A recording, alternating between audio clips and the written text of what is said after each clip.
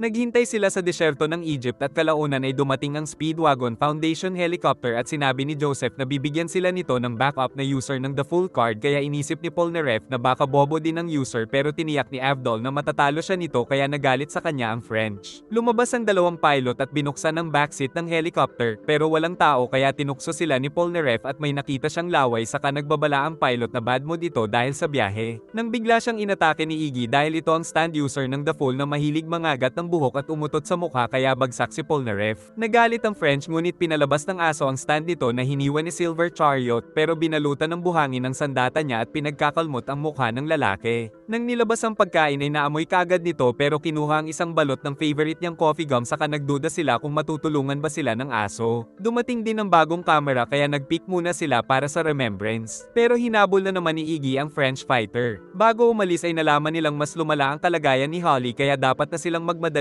hanapin ang kuta ni Dio. Kalaunan ay umalis na ang mga pilot sakay ng helicopter at naamoy ni Iggy ang isang bulag na si Dol, pero kahit bulag ay nagawa nitong tamaan ng isang langaw. Napakabilis ng sasakyan nila pero nagsiksikan sila sa likod dahil nakaupo si Iggy. Biglang napahinto si Joseph dahil nakita nilang napabagsak ang helicopter. At ang katawan ng isang pilot ay tila nalunod kahit nasa disyerto. Ang isa naman ay naka-survive at dahil tuyot ay bibigyan sana ito ng tubig na ikinatakot nito dahil nasa tubig pala ang stand na winasak ang kanyang ulo. Kaya naghanap sila pero walang tao sa paligid kaya naisip na napakalayo ng range nito. Naisip ni Polnareff na atakihin na nila ang bote kung nasaan ang stand ngunit pinuntahan sila nito at hiniwa si Kakyoin. Tapos nagtungo kay Polnareff at bago siya atakihin ay tumunog ang alarm ng pilot kaya ito ang inatake. Naisip nilang nanghahunt ito gamit ang tunog at dahil sa dugo ni Kakyoin ay nahanap sila nito kaya nagmadali si Polnareff sa sasakyan pero tinamaan na siya nito kaya kinuha siya ni Joseph at naglaho ang kalaban. Sa malayo ay naisip ni Dol na umakyat sila sa sasakyan para makapagtago sa kanya. Samantala nag-alala silang baka nabulag si Kakyoin. Nagising naman si Iggy at lumabas sa sasakyan bago sila hinigop ng kalaban at naramdaman ni Dol na nalaman ito ng aso. Hinihigop na ang sasakyan pero walang pake sa kanila si Iggy at natulog pa ito kaya pinabayaan na lang ni Dol kaya nagsimula na siya sa pagwasak ng sasakyan. Tumalsik ang 5 sa sasakyan at nakitang nagtago na ang stand kaya ayaw nilang gumawa ng ingay. Pero alam daw ni Dol ang kanilang mga lokasyon at nakaramdam siya ng pagyapak ngunit mga steel ring lang ito ni Avdol na balak siyang abangan. Pero nakatunog si Dol kaya nang umatake si Magician's Red ay nagawa niyang makailag at napinsala pa nito si Avdol at siya ay napaso lang ng konti. Hinahanap nito si Avdol upang tuluyang tapusin kaya tumakbo si Jotaro na sinundan nito sa ilalim ng buhangin. Kinuha naman ng bida si Iggy at alaman din ito ni Dol. Alam kasi ni Jotaro na nalalaman ni Iggy ang lokasyon ng kalaban dahil kanina ay nauna itong umalis ng sasakyan kaya huminto ang bida at pareho silang tigok kung di siya nito tutulungan. Dahil dito ay nilabas ni Iggy ang stand upang makatakas ngunit sumaabit si Jotaro bago tamaan ng kalaban. Kahit nahihirapan si Iggy ay natakot itong ihulog si Jotaro dahil nagbanta na babanatan siya sa isang iglap. Nagtataka naman si Dol dahil nawala sila at nalaman ni Joseph na hinahanap ng apo ang stand user pero dahil mabigat ay nahuhulog na si Jotaro kaya tumalon siya. Ngunit nalaman ni Dol ang kanyang plano kaya sinundan sila ng tubig na stand. Nakita na ng bida kung nasaan ang user ngunit nahulog ang mga buhangin sa kanila dahil sa ginawa ng kalaban kaya nalaman ang kanilang lokasyon na inatake nito at sinuntok ni Jotaro pero tinamaan ng pakpak. Sinadya ni Iggy na isadsad si Jotaro kaya natawa si Dol at inabangan niya ang bida.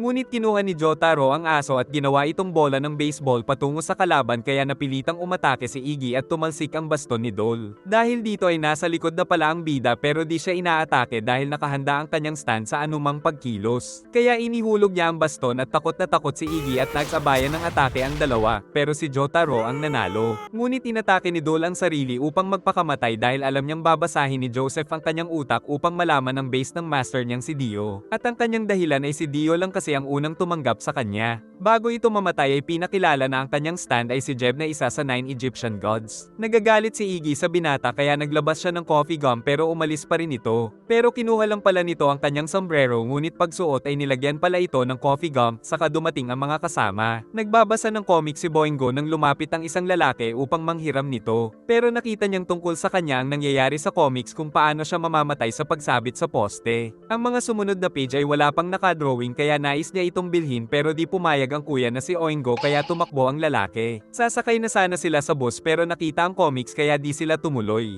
Kalaunan ay naaksidente ang bus na nauna at sumabit nga sa poste ang lalaki katulad sa comics. Lumabas ang mga bagong page ng comics kung saan makikita daw nila sila Jotaro kaya nakita nga ni Oingo sa labas ang mga ito. Sabi pa sa comics na malalason daw ang mga ito kaya natuwa si Boingo. Dahil dito ay nag-transform ng mukha si Oingo upang magpanggap. Pinabagsak at tinago ng dalawa ang tunay na bar owner upang magawa nila ang prediksyon ng comics. Habang naglalakad ay naisip nga ng tatlo na bumili ng maiinom kaya tinapon ni Polnareff ang sigarilyo at tumapat ito sa Maxim kaya dito sila bibili. Nag-order ng black tea si Polnareff pero nagbabala si Joseph na kailangan nilang mag-ingat kaya nag-order na lang ito ng cola at namili pa kung saan ang kukunin. Nainis si Oingo dahil di niya malalason ang mga ito. Nang may magreklamo na di daw malamig ang cola kaya sinabi ni Polnareff na wag na siyang mag-alala dahil nasa random bar lang naman sila kaya pwede silang lumipat sa kabila ngunit nasunog ito dahil may nagtapon daw ng sigarilyo kaya pumayag na si Joseph sa tatlong black tea. Iinom na sana ang mga ito ngunit nang gulo doon si Iggy kaya hinabol nila at walang nalason. Kaya tumingin ulit sila sa comics at nalaman na may makikita silang lalaki na masarap sa pakin ng mukha at sinuntok ito ni Oingo at naiwan ang wallet nito. Nabasa nila sa comics na isang bomba na nakatago sa orange lang ang papatay kay Jotaro sa loob ng kotse. Kaya binuksan ni Oingo ang kotse nila Jotaro at dala niya ang orange na may bomba at nilagay niya ito sa loob kaso dumating sila Joseph. Kaya napilitan si Oingo na magpanggap na Jotaro. Pero nagtaka ang mga ito kung ba't di niya suot ang school uniform at nagpanggap siyang pina-laundry muna ito. Pero naisip ni Oingo na siya pala ang sasabog sa loob ng kotse at pinilit pa siyang sumakay. Takot na takot si Oingo kaya tinapon niya ang bomba sa labas pero binalik naman ito ni Iggy. Nagtataka na rin sila Polnareff kung ba't kakaiba ang kinikilos niya. Kaya kung hindi daw siya isang impostor ay gawin niya ang tricks na siya ang nagturo kay Polnareff. Mabuti na lang daw ay alam itong gawin ni Oingo pero nag-request si Polnareff na gawin niya ito sa 5 sigarilyo kaya napilitan siyang subukan ito upang di mabuko. Ginawa nga niya ito at nagtagumpay naman siya pero pinapainom pa siya ng juice kaya hirap na at nagmakaawa na mabura na sana ang prediksyon ng kapatid. Walang magawa si Oingo kaya naghihintay na lang siya kung sila Polnareff ba o ang bomba ang papatay sa kanya. Upang di buksan ng orange na may bomba ay sinabi niya kay Polnareff na madumi na ito dahil ito ang napulot ni Iggy pero ayaw ibigay sa kanya kaya nagpanggap na lang siyang masakit ang tiyan at tumalon ng sasakyan pero tinitigan siya ng masama ng dalawa kaya naisip kung nabuko na siya ngunit binigyan lang ng toilet paper sabay takbo kaya naisip na nakaligtas siya sa prediksyon ni Boingo. Ngunit nagpa siya si Polnareff na itapon ng orange na kinuha ni Iggy at sakto namang natapakan niya ito kaya nagkatotoo ang prediksyon at siya ang sumabog. Kaya nang dumating si Boingo ay nagpa siya itong ipaghihiganti ang kuya. Subalit dumating pa ang lalaking sinuntok ni Oingo na may dalang backup kaya katapusan na ng engot na magkapatid. Nagtaka naman sila Joseph dahil akala nila ay naghahanap pa ito ng CR. Samantala ang dalawang engot ay nasa ambulansya na sa kanilang likod. Binisita nila si Kakyoin na napinsala ang mga mata pero sinabing makakakita naman siya muli. Ikinagulat ni Polnareff ang napakalaki nilang hospital bill.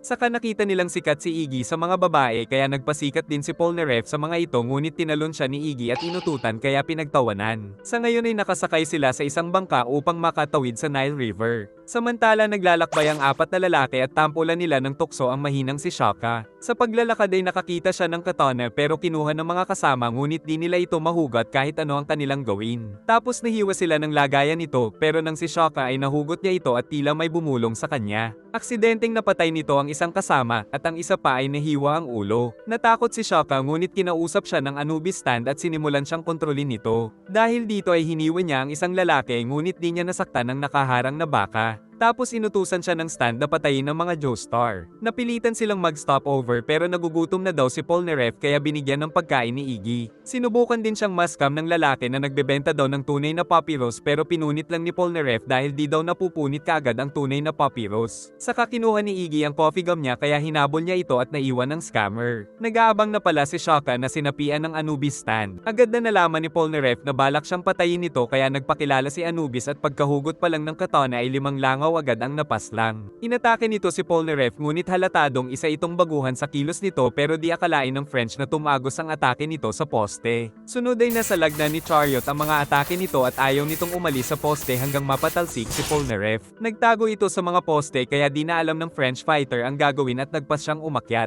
Nang gumuho ang isang poste na kagagawan pala ni Anubis, ngunit bago siya mahiwa ng kalaban ay pinabanda ni Chariot ang rapier kaya tinamaan ito sa leeg. Ngunit nagtaka siya kung ba't nakabalik sa laga lagayan ng katana at nang buksan ay napakaganda nito, mabuti ay dumating ang mga kasama kaya natigilan siya. Saka muntik pang makuha ng mga daga ang katana. Ngunit ngayon ay di niya na ito mahugot. Saka nagbabala ang mga kasama na wag na ulit siyang mag-iisa. Dinala nila ang katana at balak ibigay sa mga pulis ngunit nagagalit pa rin dito si Iggy. Nagpagupit muna ang friends kasama si Jotaro ngunit di namalayan na nakontrol na pala ng Anubis ang barbero kaya tapos na siya. Ang masama pa ay nakatulog si Jotaro kaya binaba niya ang upuan at ito ang tinamaan. Nalaman nilang ang katana pala ang stand at kinalaban itong muli ni Silver Chariot pero napakalakas na nito at nagbanta ito na di siya natatalo ng mga nakalaban niya na. Tinutukso ni Joseph si Iggy kaya inututan siya nito at nag-alala na si Avdol sa dalawa. Dahil walang espada si Star Platinum ay sinabi ni Polnareff na siya na ang bahala sa kasinipa ito ngunit nasa lag siya at saka sumugod at siya pa ang napatalsik tapos di pa siya nito tinigilan kaya naghagis siya ng tela at tinira muli ng rapier pero di na tumama dahil kabisado na daw siya ni Anubis. Nang sumugod ito ay napatalsik ito ng bida sa labas pero pati si Jotaro ay nababahala sa lakas nito. Saka ito tumalon patungo sa kanila na sinalag ni Star Platinum saka pinutol ang katana kaya nawalan na ito ng lakas pero kinabahan din si Jotaro sa kanyang ginawa. Tinago nila ang espada nang hindi hinahawakan ng handle. Ngunit dumating ang pulis na kinukumpiska ito kaya aksidenteng nahugot at nakontrol si Polnareff kaya pinatalsik nito ang pulis. Mas naging mapanganib si Anubis dahil sa katawan ni Polnareff kaya nahihirapan ang bida sa sobrang bilis nito at ngayon ay di niya na nahuli ang espada kaya tinamaan pero napatalsik niya ito. Pero natawa si Anubis dahil na-memorize niya na ang galaw ng bida saka pinalabas nito si Silver Chariot na gumamit ng dalawang blade at nakipagsabayan ng bida ngunit sobrang bilis talaga ng kalaban. Dahil sa sobrang bilis ay natusok siya nito kaya pin-finger style niya pero nakailag ito kaya nagpaligsahan na naman sila sa bilis at nahuli ni Star Platinum ang isa kaso nasaksak siya ng isa pa. Mabuti na lang ay naisip ng bida na wasakin ang katana ni Anubis hanggang sa walang matira at tuluyan itong winasak ngunit halos mamatay na rin si Jotaro sa lakas nito. Samantala di maalala ni Polnareff ang nangyari. At isang bata naman ang nakapulot ng naputol na blade kaya sumanib si Anubis at hinagis sa kanila ang blade ngunit napatid siya ni Iggy kaya lumagpas ang kanyang bato pero umaasa siyang di siya mahuhulog sa ilog. Kaso tumama ito sa baka saka ito nagwala kaya nahulog sa ilog. Dahil dito ay tuluyan na siyang nahulog na kanyang ikinakatakot dahil doon na siya kakalawangin at mabubulok. Dahil sa nangyari ay naisip ni Jotaro na di na siya sasama ng mag-isa kay Polnareff. Samantala sa di kalayuan ay nakuha ng isang sexing babae ang atensyon ng kalalakihan. Binisita ng nurse at doktor si Kakyoin para sabihin na kukunin daw siya ng Speedwagon Foundation para ilipat sa mas advanced na facility kaya nagtaka sila kung anong koneksyon ng binata sa malaking organisasyon. Itinuro ni Avdol na malapit ang libingan ni King Tutankhamen. Kaya marami ang iligal na naguhukay sa paligid ng kanilang mga bahay sa pag-asa na baka may naligaw na kayamanan. Nandiri si Joseph sa nahanap na toilet at ang panghugas pa sa puwet ay buhangin, kaya di na siya tumuloy at sa labas ay nakita niya ang isang outlet na hinawakan niya kaya nakuryente. Pero di nila alam na kagagawa nito ni Maria na tauhan ni Dio kaya pag alis nila ay tinanggal niya na ang power ng stand sa bato. Dahil mas lumalakas ang mga kalaban ay nagpasya muna silang magpahinga ngayong gabi ngunit napansinan ni Joseph na may kakaiba sa prosthetic hand at naaapektuhan din ng radyo at di niya alam na dumidikit din sa kanya ang mga metal.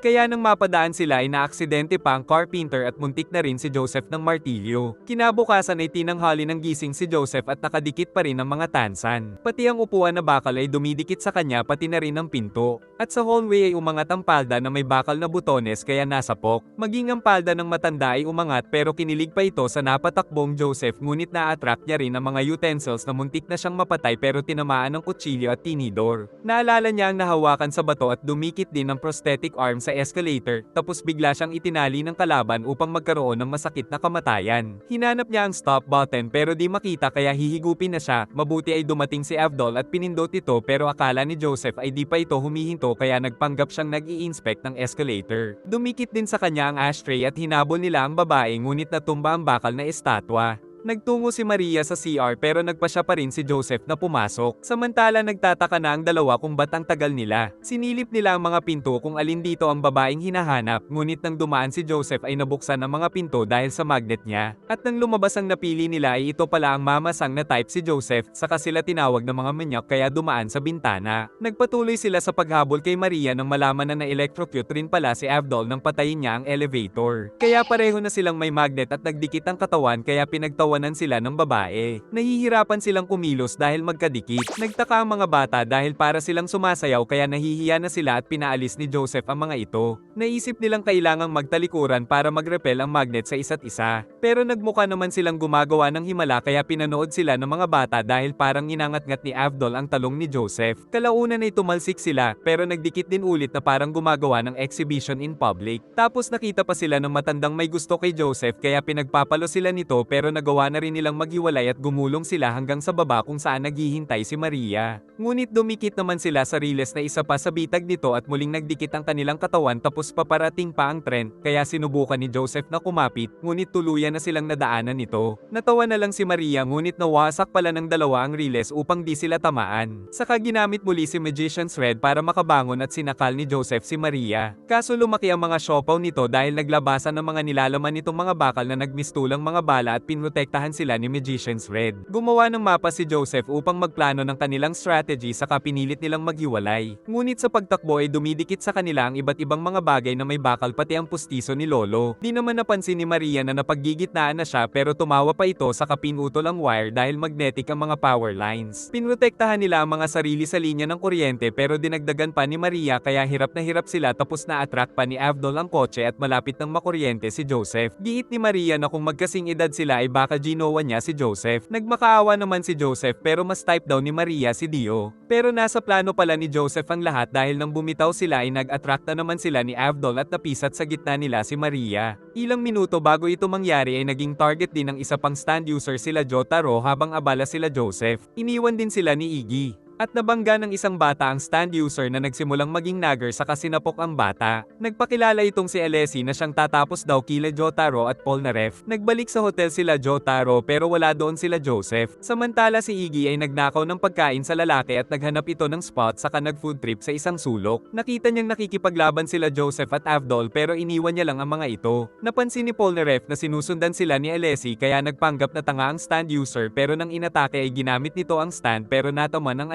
ng French kaya tumakas na ang lalaki at di sila nakita ni Jotaro. Nagtataka si Polnareff kung ba't bumabagal siya at nabangga pa ang isang lalaki. Dahil di alam na naging bata siya ay sinagot niya ito kaya nakatikim ng sapok hanggang sa makita sa salamin ang kanyang refleksyon at naalala na nadampian ng stand ng kalaban ng kanyang anino. Nakita niya si Jotaro na hinahanap siya pero di niya na maalala ang pangalan nito at di pa siya nito nakilala saka sinabi ni Alessi na maglalaho ang kanyang alaala ng pagiging matanda kaya paglalaroan siya nito bago patayin at biglang sinipa patungo sa kisame.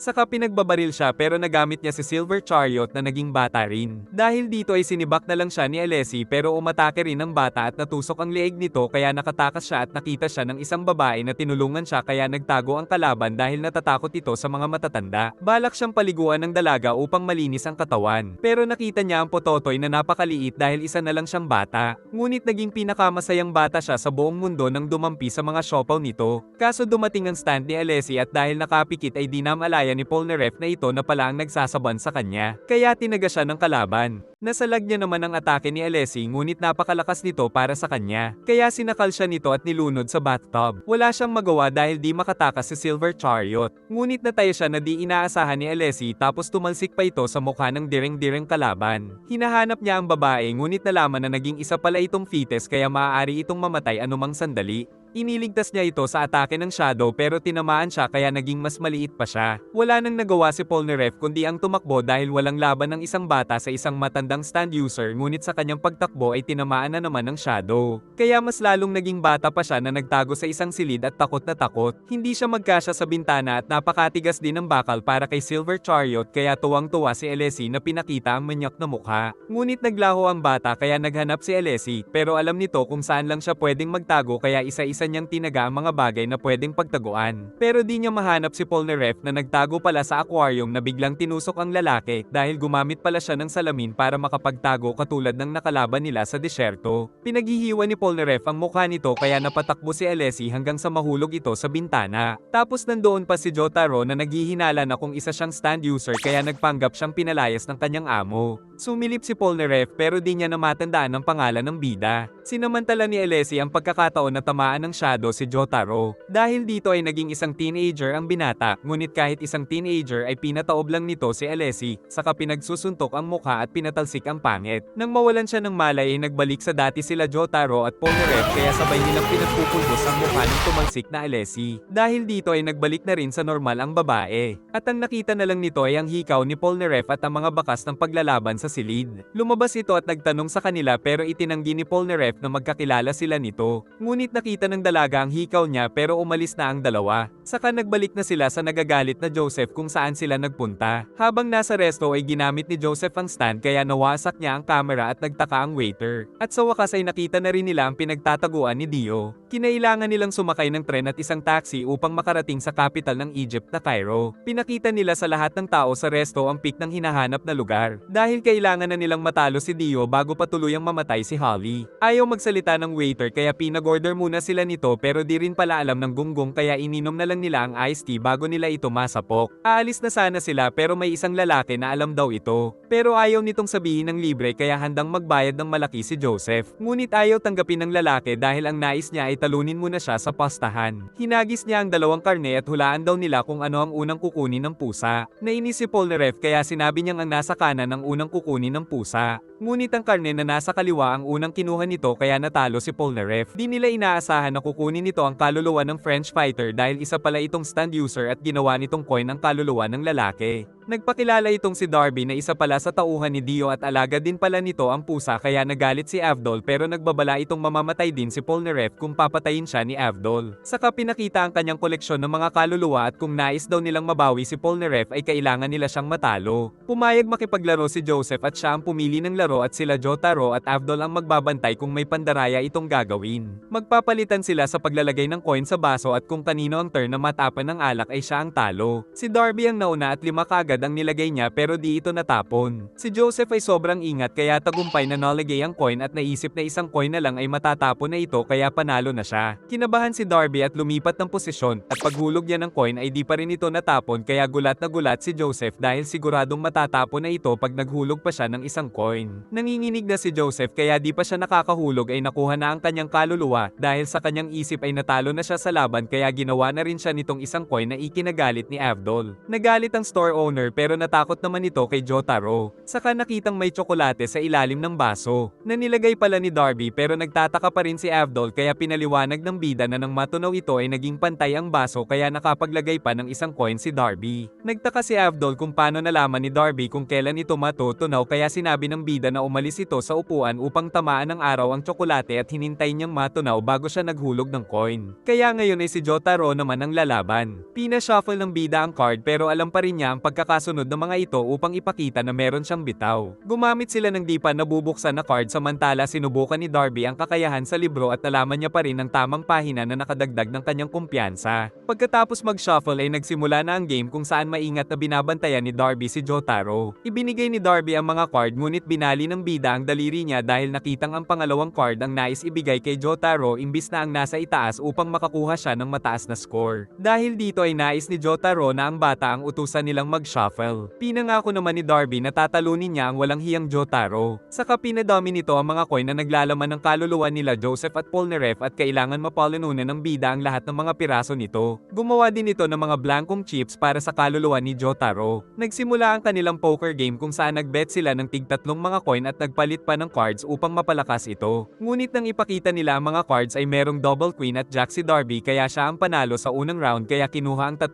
coin ni Jotaro at kinabahan si Avdol dahil makukuha na nito ang kaluluwa ng bida kung makuha ang 3 pang coin. Nagsimula ang pangalawang round ngunit di ginagalaw ni Jotaro ang kanyang cards at sinabing sapat na ito kaya napapaisip si Darby kung paano niya nalaman ngayong di niya pa ito tinitignan. Tapos itinaya niya pa pati ang kaluluwa ni Avdol kaya lalong nabaliw sa kakaisip si Darby kung paano ito nakakasiguro na malakas ang cards na di pa niya tinitignan. Malakas din ang loob ni Avdol na itaya ang kanyang kaluluwa dahil sa tiwala niya kay Jotaro. Nagpalit pa ng card si Darby at nakakuha ng king dahil tauhan niya pala ang bata at pati ang lahat ng mga tao doon. Kaya naisip niyang isang bluff lang ang ginagawa ni Jotaro kaya itinaya niya na rin pati ang mga chips ni Joseph. Pero wala ng chips si Jotaro kaya nagsuggest siyang itaya na rin ito ang kaluluwa ni Kakyoin dahil nais niyang makita na kabahan ang bida. Ngunit walang naramdaman na kaba ang bida at itinaya niya na nga na pati ang kaluluwa ni Kakyoin at pinasindihan ng sigarilyo kay Star Platinum kaya nag-overthink si Darby na ginamit nito ang stand upang magpalit ng cards. Maging ang bata ay kinakabahan na kaya lumingon sa kabila ang kabadong Darby dahil kapag nalaman nila Jotaro na tauhan niya ito ay automatic na talo siya sa laro. Tinitigan niya ang hawak na 4 kings at inisip na ang mga cards na makakatalo dito ay baka hawak na ni Jotaro dahil baka ginamit ni Star Platinum ang bilis nito upang palitan ng mga cards nang di niya nalalaman. Sa pag-iisip ay di niya napansin na may juice na si Jotaro kaya naisip niyang posibleng ang pinalitan na nito ang mga hawak na cards. Mabaliw-baliw na sa kakaisip si Darby tapos ipinusta pa ni Jotaro pati ang kaluluwa ng nanay niya dahil sure win na siya kaya mas lalong nabaliw ang utak ng mandarayang Sugarol. Dahil dito ay masyadong nape-pressure ang utak ni Darby at di siya makapag-decide kung tatapatan ang taya ni Jotaro ngunit di na siya makapagsalita dahil ngayon niya palang naranasan na may makalaban na katulad ni Jotaro at dahil sa stress ay di na ito makahinga hanggang sa mawala ng malay at natumba ang mesa. Kaya nakawala na ang kaluluwa nila Joseph dahil bago pa matapos ang laban ay naisip ni Darby na talo na siya. Pero nakita nila Avdol ang katotohanan na may 4 kings pala si Darby at mga shit cards lang ang hawak ni Jotaro. Dahil naloko si Darby ay nabaliw na ito at nakatakas ang lahat ng mga koleksyon niya ng mga kaluluwa. Ngunit aminado si Jotaro na ito palang ang muntik ng makaubos sa kanila. Pumasok sa mansyon si Whole Horse nang makita ang mga babaeng hinigop ni Dio ang dugo at ang napakaraming kayamanan. Nang magpakita si Lord Dio ay kakaibang kaba ang naramdaman niya sa buong katawan. Nagbigay siya ng report sa master ngunit nagtanong ito kung kailan niya mapapatay sila Jotaro kaya kinabahan ng sobra ang cowboy. Giit ni Dio na hindi pa perpekto ang kanyang katawan dahil nabubuhay pa ang mga Joestar kaya kung wala daw pakinabang si Whole Horse ay papatayin na siya ngayon ni Dio.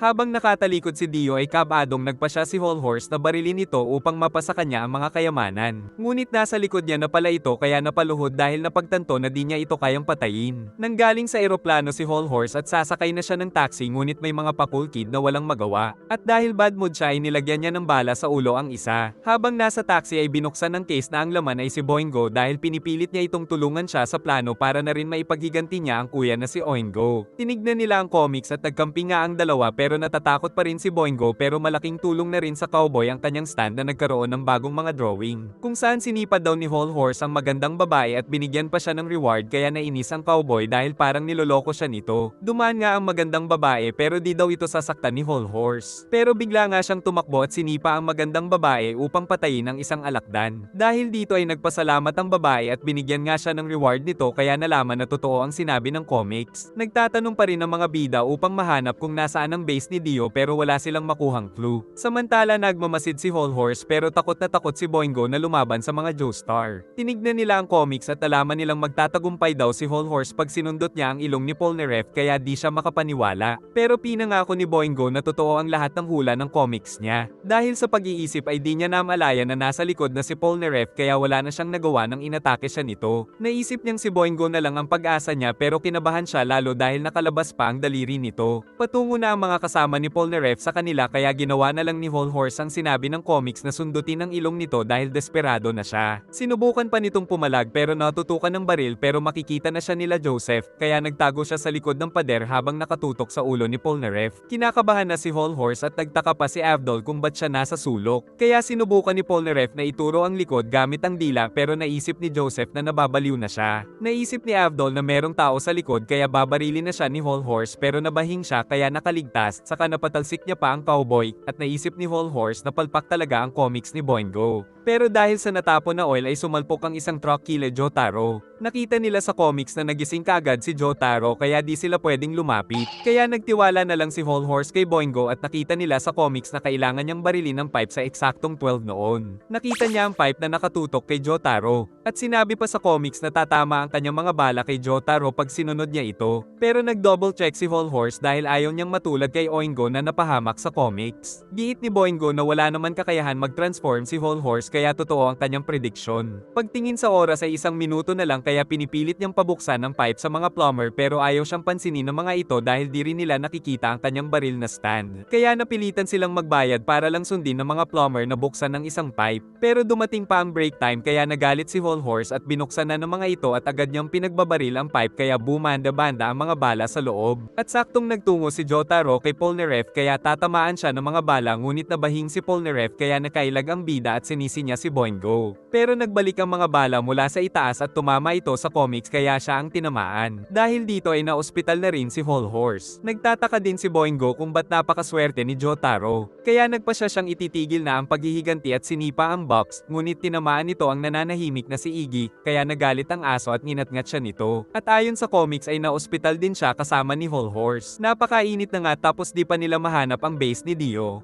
Dumating ang pulubi na nagagalit dahil pwesto niya daw ito at mas nagalit nang may magbigay ng pera kay Polnareff. Kilala pala ito ni Avdol kaya tinanong niya kung alam ba nito kung nasaan ang lugar na nasa picture. Mula sa pagiging pulubi ay naging mayaman ito at ginamit ang kotse niya upang hanapin ang nasa picture kapalit ng salapi. Saka napansin na nawawala si Iggy. Nais kainin si Iggy ng dalawang malalaking aso. Ngunit pinakita ni Iggy kung sino siya kaya natakot ang mga ito. Nakakita ang mga ito ng ibon kaya ito ang nais nilang kainin pero biglang yumanig at tumalsik ang ulo ng mga ito. Nakita ni Iggy ang isang falcon na napatingin sa lalaki na naghahanap ng base ni Dio na agad nitong binagsakan ng malaking yelo saka pinagpupunit ang picture kaya nalaman ni Iggy na kapareho niya itong stand user. Habang lumilipad ay pinagmasdan nito si Iggy at pinakilala ang stand nito na si Horus. Napagtanto ng aso na aksidente niyang nahanap ang mansyon ni Dio. Bumaba ang falcon at tinignan siya ng masama pero ayaw niya ng madamay kaya nagpanggap siyang normal na aso. Tapos muntik na itong masagasaan pero dumaan ito sa ilalim ng kotse. Saka dumating ang amo ng dalawang aso na sumilip at pumasok sa mapanganib na gate pero ayaw niya ng madamay. Natakot ang bata nang makita na kinakain ng falcon ang ulo ng dalawang alaga. Saka inatake nito ang bata ngunit di na natiis ni Iggy na tulungan ito. Pinalayas niya na rin ang bata dahil pahamak lang ito sa kanya, saka nilabas ang stand ngunit ngumiti lang sa kanya ang falcon dahil nahuli na pala siya ng yelo nito kaya di siya makaalis, saka siya pinagtutusok kaya gumawa siya ng shield at nagawang makatakas pero umakyat ang falcon upang pagmasdan ang paligid. Naiinip na si Polnareff kaya sinabi ni Avdol na magtiwala sila sa pulube dahil kabisado nito ang buong syudad. Nakapagtago si Iggy pero nabalatan ang paa dahil pinilit niyang umalis sa yelo at nang makita siya nito ay di siya tinigilan ng mga icicle shot at sa pagtakbo ay nakakita siya ng manhole kaya nagpatama siya at palihim na pumasok sa loob nito. Pero sinundan pa rin pala siya kaya tagumpay nitong tinamaan ang aso. Ngunit nasa likod dito dahil isang decoy lang ang tinamaan kaya napinsala ang falcon. Saka pinaliwanag ni Iggy na wala naman siyang pake sa misyon nila Joseph. Pero sa halip ay nilabas pa ng falcon ang nakakatakot na stand saka pinagyelo ang sugat at napatakbo si Iggy sa mga yelo ngunit umatake ang falcon ng ice missile para matrap na nito si Iggy. Kaya tinamaan na rin at napatalsik pero nagpatuloy sa pagtakbo pero nagpatuloy din ito sa pag-atake ng yelo at kalaunan ay nahuli siya nito saka pinaulanan siya ng mga ice missile. Ngunit pinutol pala ni Iggy ang paa para makatakas. Palubog na ang araw kaya nainip na ang mga kasama at naisip ni Avdol na natagpuan ng pulube ang mansyon kaya di na ito nakabalik. Gumawa ng base si Iggy sa ilalim ng tubig gamit ang stand. Ipinangako niyang maghihiganti sa pangahas na ibon ngunit nag-dive ito patungo sa kanya. Kaya tinusok siya ng yelo at binulaga pa siya nito. Saka umatake ng tatlo pang icicle na nagawang pigilan ni Iggy pero di tumigil ang falcon hanggang sa tamaan ng sariling icicle. Ngunit pinagyelo ng falcon ang kanyang base kaya naputol ang oxygen pipe pero nagpatuloy ito sa pag-crush ng kanyang base kaya nagsimula siyang maghukay upang subukang makatakas, subalit nakasalubong niya pa ang falcon kaya wala na siyang takas sa inihahanda nitong atake. Naisip ni Iggy na pabayaang makrush ang kanyang base upang magkaroon ng air pressure at tumalsik siya na parang bala at matapang na kinagat ang falcon na nawasak ang toka kaya sumabog ang bibig nito ngunit sa kabila nito ay nakaligtas si Iggy. Pero wala na siyang sapat na lakas kaya malulunod na rin siya at naalala na noon ay boss siya ng mga aso. Ngunit hinuli siya nila Joseph at napilitan na siyang sumunod sa mga utos ng organisasyon. Mabuti na lang ay iniligtas siya ng bata na niligtas niya kanina. Kaya naman nakabalik si Iggy na sugatan sa mga kasama at dumating na rin si Kakyoin mula sa pagpapagaling na ikinatuwa ng mga kaibigan. Tapos pinasunod sila ni Iggy at nakita nila ang sasakyan ng pulube na nawasak. Kaya sumunod pa sila at ikinagulat na dinala sila sa base ni Dio na may lubhang mapanganib na aura.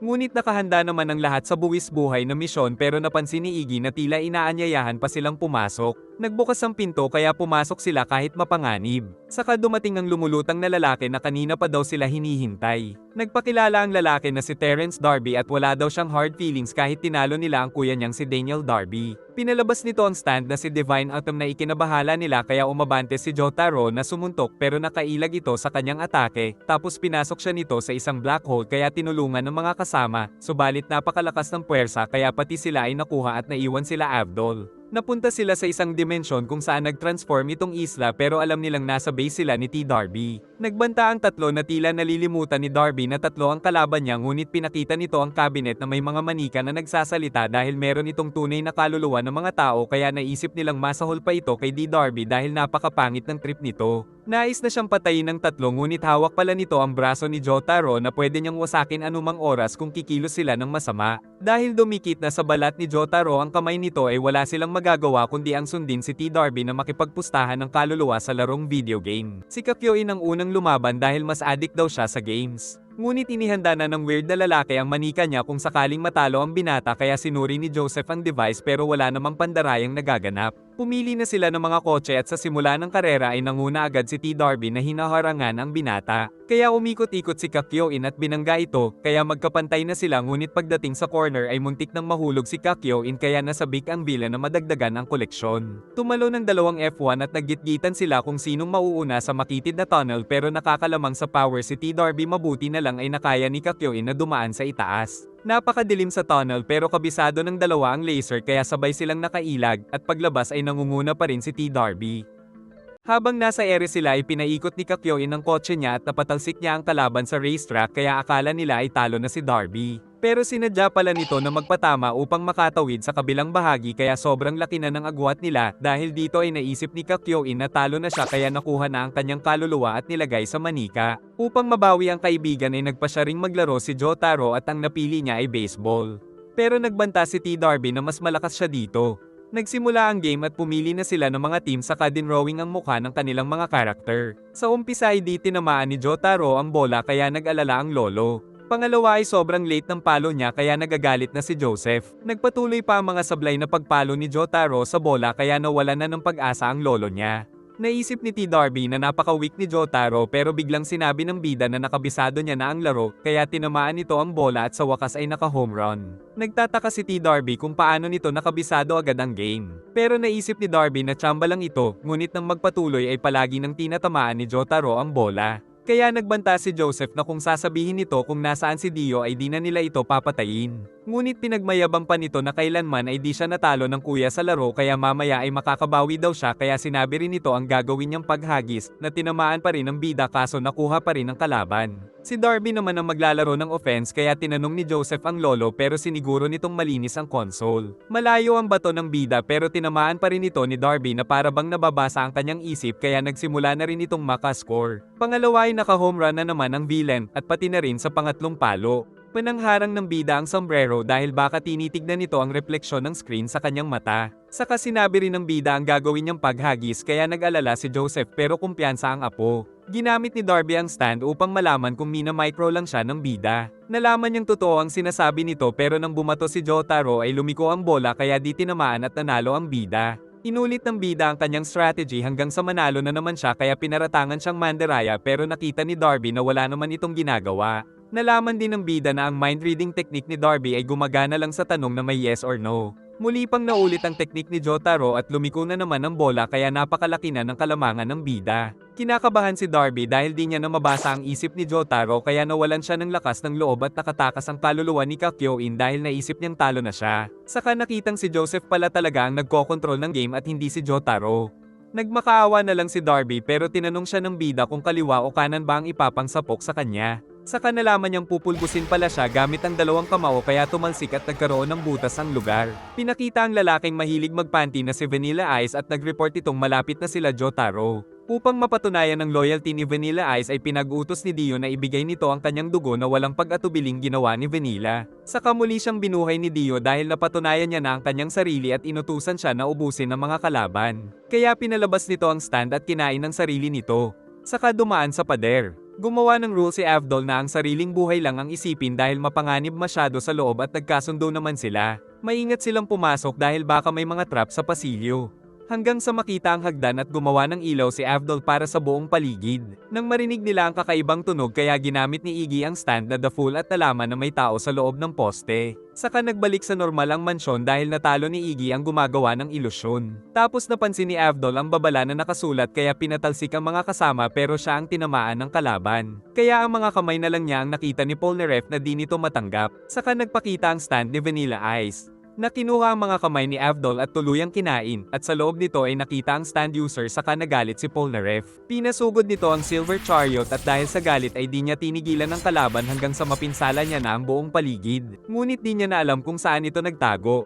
Di maisip ni Polnareff na totoo nang namatay ngayon si Avdol. Sa panghihinayang ay napayuko siya at saktong nakailag siya sa atake. Saka nakita si Vanilla na sinalag ni Iggy ngunit wala silang kwenta para dito kaya mabilis silang lumabas doon at tinakpan ng mga bagay ang pinto. Subalit nagpatuloy pa rin ito sa pag-atake kahit saan sila magpunta. Nakita na nila ang labasan ngunit nagpasya na silang lumaban kaya umakyat sila sa hagdan. Pero kung nagkataon na tumakas sila ay tigok sila dahil nasa pinto na pala ang kalaban. Meron na rin itong sugat dahil sa atake ng French. Nalaman ni Polnareff na gumagamit ng dimension ang kalaban kaya di nila ito naramdaman na papalapit. Napahinto sila nang makita ang butas kaya naghanda silang lumaban at nabahala sila kung saan ito lalabas kaya binantayan ang likod ng isa't isa habang kabado ang dalawa. Balak ni Polnareff na unahan ito pag lumabas ngunit di inaasahan na sa paa niya ito nagpakita kaya inatake niya ang sariling paa at habang namimilipit sa sakit ay umatake si Iggy, saka umatake na rin ng walang tigil si Polnareff kaya yumayanig na naramdaman ni Dio at nila Joseph. Dahil dito ay nagtungo si Dio upang tignan ang labanan. Ngunit papatayin nito si Vanilla dahil stand pala ito ni Iggy pero di pala nila naloko si Vanilla dahil di daw magpupunta doon si Dio dahil may araw pa sa bintana kaya inatake sila nito. Si Iggy ang unang binanata nito sa inis dahil ginaya nito ang kanyang Master Dio.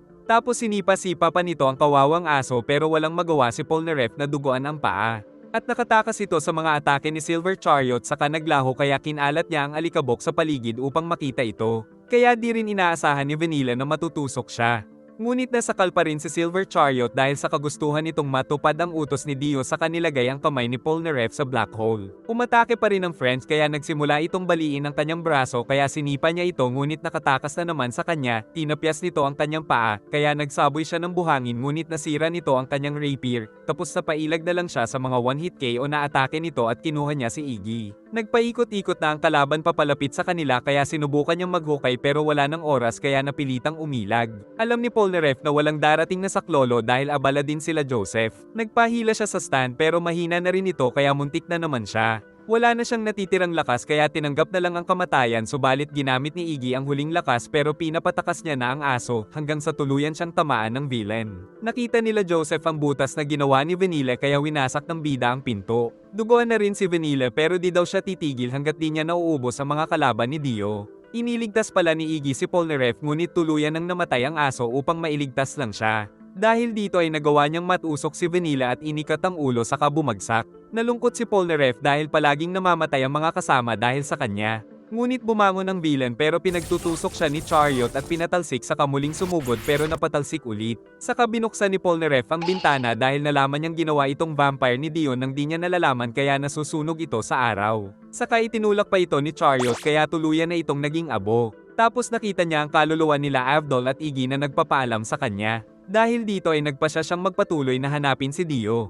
Samantala nasa Japan na si Suzy upang dalawin si Holly pero huminto muna sila sa soba shop para bumili ng pasalubong. Nagigilty si Roses dahil di niya masabi kay Madam Suzy ang tunay na kalagayan ni Holly kaya pinaalala ng kasama na kailangan ng malaman ni Suzy ang nangyayari sa anak nito. Kumuha pa ng video si Suzy kaya nagalit ang isang yakuza pero nang hawakan nito ang master ay binanatan nito ni Roses. Pero di niya pa rin masabi na malapit ng pumanaw si Holly. Ngunit alam na daw ni Madam Suzy ang kalagayan ng kanyang anak kaya sinabi na ng dalawa ang mga impormasyon tungkol dito. Nakarating na rin si Suzy sa nag-iisa niyang anak.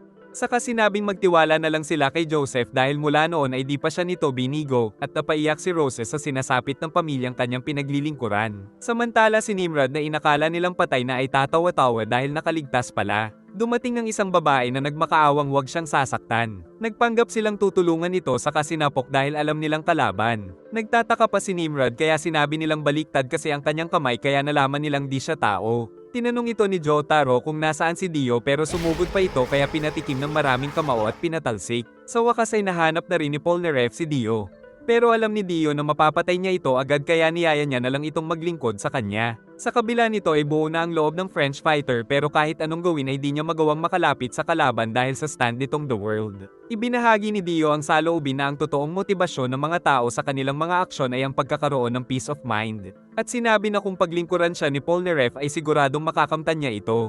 Alam ni Polnareff na wala siyang laban kaya parang napapaniwala na siya. Pero lumakas ang kanyang loob nang maisip ang mga nagligtas sa kanya kaya sumugod siya kaya nilabas ni Dio ang stand pero bago siya mapatay ay dumating naman sila Joseph. Nagbabala si Polnareff sa stand nito kung saan di niya daw ito malapitan. Saka ibinalita ang pagkamatay nila Avdol at Iggy.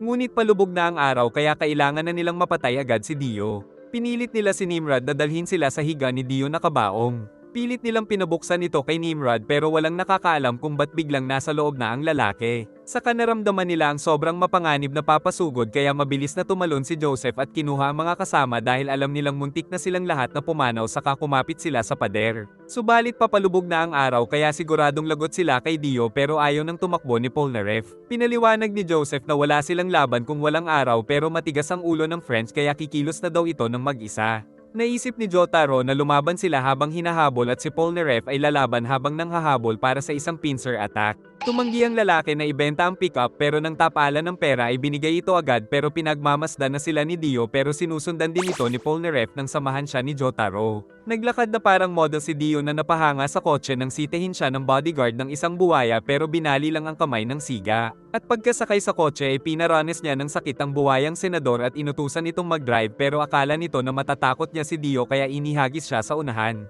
Nagbalak pa itong tumakas pero nagbabalik lang siya sa loob kahit anong gawin kaya naging driver na lang ang buwayang senador. Naramdaman ni Joseph na sinusundan na sila ni Dio. Samantala nagbabalak mag-jam ng motor si Polnareff tulad sa movies. Na-traffic sila Dio kaya inutusan niya ang buwaya na dumaan sa bangkita kahit maraming tao at pagkasipan ni Jotaro ay gumana na ang motor. Nababaliw na ang buwaya dahil walang pake si Dio kahit isa pa siyang senador. Saka nakahabol na sila kila Joseph kaya sumugod si Hierophant Green at umatake ngunit di niya talaga ito matamaan ng Emerald Splash attack. Tapos sinapak pa siya ng stand nito at nakailag sila sa poste. Nalaman ni Kakyoin na isang malakas na melee katulad ni Star Platinum ang stand ni Dio. Pero kailangan pa nilang mag-imbestiga sa mga kakayahan nito.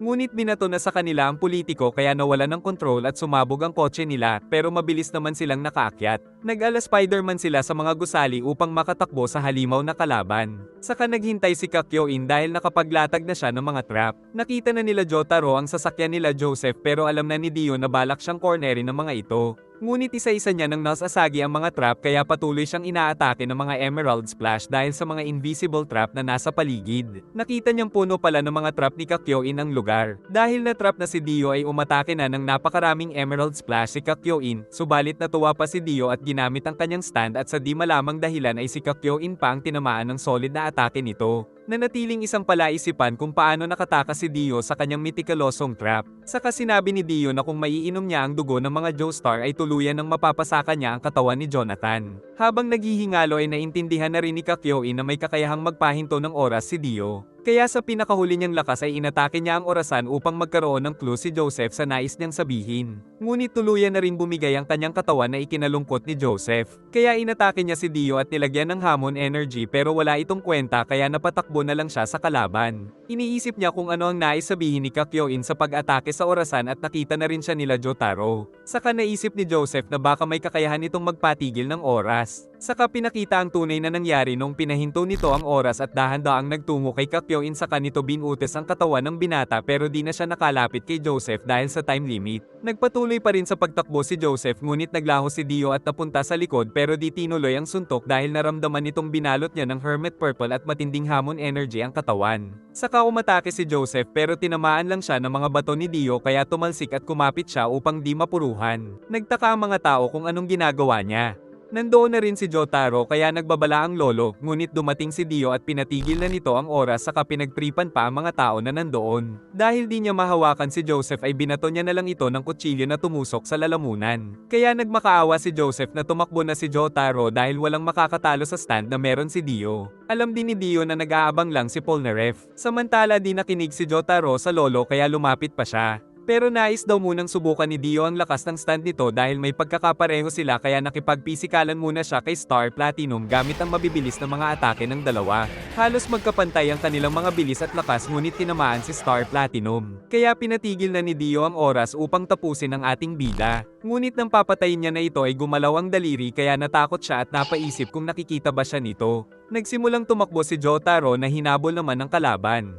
Samantala naalala ni Dio na noong una ay nag-practice siya na patigilin ng bala ng shotgun at habang ginagawa niya ito ay tumagal ng tumagal ang kanyang stop time hanggang sa 5 seconds. Muli niya itong ginamit ngunit gumagalaw na naman si Jotaro pero natawa siya dahil nakita niyang magnet lang pala ang sikreto nito. Kaya balak niya na itong tapusin kaso biglang gumalaw talaga kaya napinsala siya ng bida at napatalsik siya nito sa isang tindahan. Saka inutusan niya ang isang babae na kunin ang kanyang naputol na paa. Pagbaba ng bida ay naghihil na ang paa nito dahil hinigop ang dugo ng babae saka nagtungo ito sa kanyang likod. Aminado si Dio na isang malaking balakid ang natuklasan ni Kakyoin bago ito namatay pero alam niyang mas matagal siyang nakakagalaw sa stop time kaya gagamit na lang siya ng mga patalim. Tumakas ang bida ngunit pinatigil nito ang oras at binato siya ng mga patalim kaya nang matapos ang stop time ay di niya nagawang masalag ang lahat ng mga ito at tinamaan pa siya sa ulo kaya tuluyang nahulog. Pero meron palang libro pang protekta sa puso kaya nagpanggap na siyang patay upang maghintay ng pagkakataon. Balak putulin ni Dio ang kanyang ulo para makasiguro, mabuti ay lumabas si Polnareff at natusok ito kaya pinahinto niya ang oras at sinapok ang French na tumalsik dahil di nito tinamaan ang kahinaan ng utak ni Dio kaya ito ang uunahin niyang patayin.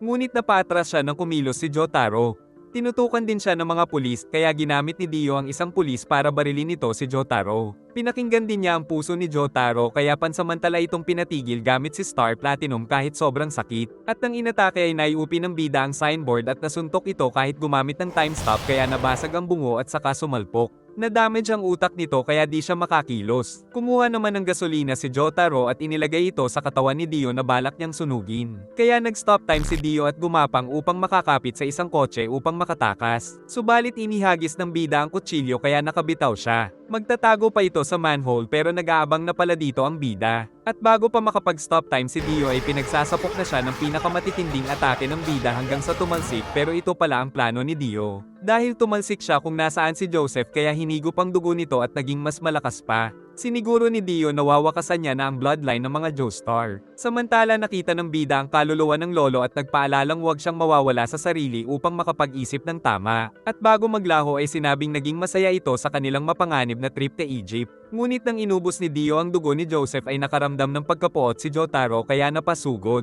Pero pinatigil ni Dio ang oras ngunit nakipagsabayan pa rin ang bida at nawasak ang kanyang kamao, subalit naayos lang ito agad at umabot na sa 9 seconds ang stop time niya kaya wala ng pag-asa si Jotaro na pinagbabali niya pa ang mga buto at saka pinagsisipa kaya tumalsik ito ng malakas. Inihanda ni Dio ang pangtapos na atake at pinatigil ang buong mundo. At ang magagawa na lang ni Jotaro ay gamitin sa tamang timing ang 2 seconds na nakakagalaw siya sa loob ng stop time ni Dio ngunit binato siya nito ng pison pero pinagsusuntok ng bida at nagsimula ang tagisan nila ng lakas ngunit nagawa siyang mapabaon ni Dio. Pinapangarap ni Dio na pagharian ng buong mundo. Ngunit biglang di siya makakilos dahil gumamit na rin pala ng stop time si Jotaro kaya nakatakas ito. Pinaramdam ni Jotaro ang takot na nararamdaman habang nasa likod ang kalaban at di siya makagalaw. Saka sinipa siya at tumalsik. Saka tinanong ng bida kung ilang segundo bago nito maayos ang mga binti. Inis na inis si Dio dahil pinaglalaroan pa siya ng bida. Pinatalsik nito ang dugo sa mata ng bida kaya naapektuhan ng pagsalag nito, ngunit nag-crack din ang binti ni The World at tuluyang nawasak ang katawan ni Dio na di makapaniwala. Di nagtagal ay nakuha na sila ng Speedwagon car para bigyan ng kaukulang medikal na atensyon. Nais ni Jotaro na bigyan nila ng dugo si Joseph mula sa dugo ni Dio pero ayaw maniwala ng mga doktor. Kaya pinatibok niya ang puso ng lolo gamit si Star Platinum kaya sumunod na rin ang mga ito sa blood transfusion na tuluyang nagbalik kay Joseph Joestar pero may kakaibang aura ito na ikinatakot nila pero ito pa rin ang tunay niyang lolo dahil nasagot nito ang lahat ng mga personal na tanong. Sa kanila hinayaang maabo ang katawan ni Dio na nagdulot ng maraming mga pighati at kalungkutan sa kanilang mga buhay. Ngunit kailangan nilang magpatuloy bilang respeto sa mga nagbuwis ng buhay para makaligtas sila. Nagpasya si Polnareff na umuwi sa bansa nitong France pero one call away lang daw siya para sa mga kaibigan. At sa kabila ng mga nawala ay naging masaya pa rin naman kahit papano ang kanilang naging adventure. Dahil sa nangyari ay gumaling na rin si Holly kaya nalaman nilang nagtagumpay sila Jotaro at habang nasa eroplano ay tinignan nila ang litrato ng mga kaibigan at naghanda para sa susunod na adventure.